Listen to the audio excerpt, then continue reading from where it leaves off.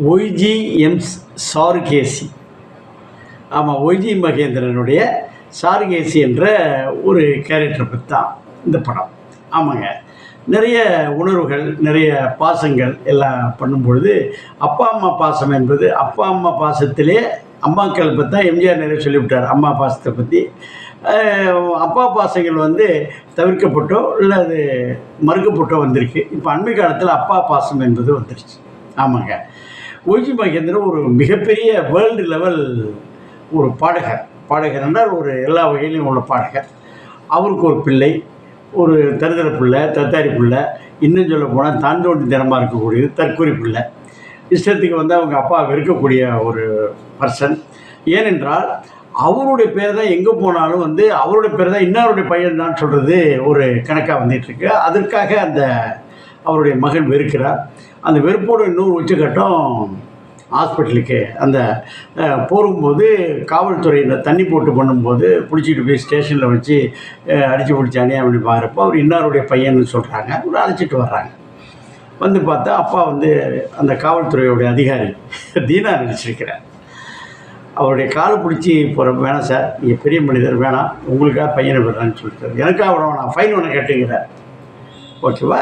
அடுத்தாப்புல இன்னொரு வேடிக்கை என்னென்னா, அந்த கதையை எக்ஸ்பிளைன் பண்ணுற மாதிரி நம்ம சமுத்திரக்கனியை வச்சு ஒய்ஜி மகேந்திரனுடைய பெண்ணை ஒரு டிவியோடைய காம்பேர் மாதிரி செய்கிறாங்க. அது ஒரு ப்ரெசன்டேஷன், ஒரு வித்தியாசமான ப்ரெசன்டேஷன்.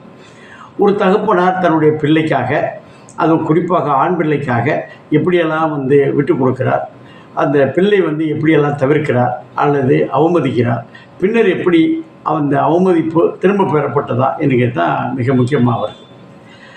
அது வெற்றி பெற்றாரா இல்லையா என்பதுதான். இதில் என்னாச்சுன்னா, அந்த மகன் ஒரு பெண்ணை நல்ல ஒரு இசைஞானம் உள்ளவர். அந்த அந்த பெண்ணை ஒரு பெண்ணை இசைக்கு பாட கூப்பிட்றாரு. அது பிடிச்சி போகுது, காதலாக மாறுகிறது. ஒன் ஃபைன் பண்ணி கல்யாணம் பண்ணிட்டு வந்துடுறாரு வீட்டுக்கு. அப்போ வீட்டுக்கு பார்த்தாக்கா, என்னப்பா அது ஒரு வைதீக பிராமண குடும்பம். குறிப்பாக சுகாசினி ஒரு மனைவியாக அது பரிணமித்திருக்கிறார் என்பதை விட வாழ்ந்திருக்கிறார். ஒய்ஜி மகேந்திரனுடைய மனைவியாக வாழ்ந்திருக்கிறார். மனைவியின் பெருமையை அழகாக சொல்லிட்டு போகிறாங்க. அப்படி பண்ணும்போது கொஞ்சம் சிரிச்சுக்கிட்டே இருக்கணும். எனக்கு என் மனைவி கிடைச்சது தான் மிகப்பெரிய. எல்லா ஆண்களுடைய வெளில சத்தம் போட்டாலும், எல்லோரும் அடிக்கடி சண்டை வந்தாலும், வீட்டில் சண்டை வர்றதுங்க. ஆனால் அந்த வீட்டில் சண்டையே வரல. அந்த பிள்ளை பிள்ளை ஒரு கல்யாணம் பண்ணிட்டு வரப்போ என்ன ஆகுது, அந்த இப்போ கல்யாணம் பண்ணிட்டு வர பொண்ணு ரொம்ப ஹை ஹேண்டடாக ஒரு பெரியவங்கன்னு பார்க்காம காலை தூக்கி மேலே போட்டு அந்த மாதிரி சில விஷயங்கள் செய்கிறாங்க. ஒரு வெஜிடேரியன் வீட்டில் நான்வெஜ் செய்யக்கூடாத மேட்ட இடத்துல ஒரு ஸ்விக்கியில் ஆர்டர் கொடுத்து இங்கேருந்து பண்ணும்போது எப்படியெல்லாம் அதை கொதித்து போவார்கள்.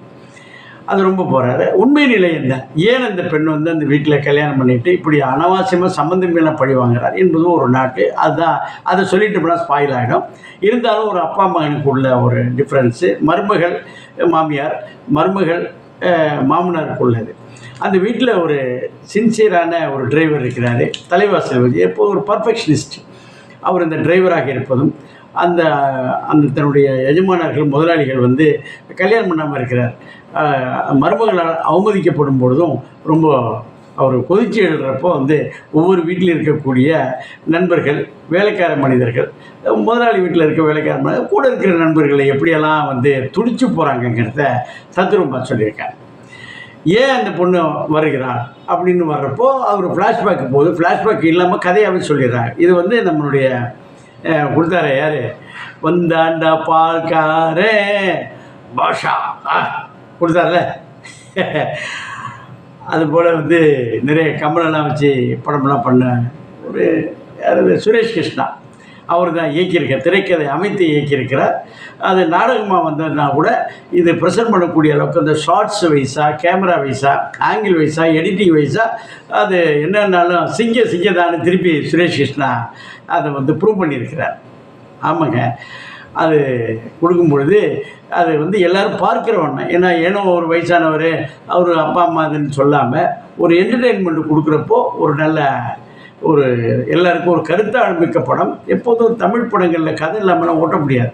ஒரு நல்ல கதையை தேர்ந்தெடுத்து அது திரைக்கதை வச்சு கொடுத்துருக்காங்க. இது குடும்பத்தோட பெற்றோர்கள் பிள்ளைகளோட போய் பார்க்கணும், அப்பா அம்மாவோடையது. ஏன் அந்த பிள்ளை எப்படி திருந்தினாருங்கிறது ஒரு கடுமையான ட்விஸ்ட்டு. அது நேரில் போய் பார்க்கலாம், குடும்பத்தோடு பார்க்கலாம், தேட்டரில் போய் பார்க்கலாம். ஓடிடியில் ஆட்டோமேட்டிக்காக பிஸ்னஸ்லாம் ஆயிடுச்சு, இருந்தாலும் தேட்டரில் போய் பார்க்கக்கூடிய ஒரு திரைப்படம். அதில் முக்கியமாக என்னென்னா சத்யராஜ் வருகிறார். சத்யராஜ் முக்கியமான கட்டத்தில் ஏன் வருகிறார், எதற்காக வருகிறார், அவர் யார், அது ரொம்ப முக்கியமானது பார்க்கலாம்.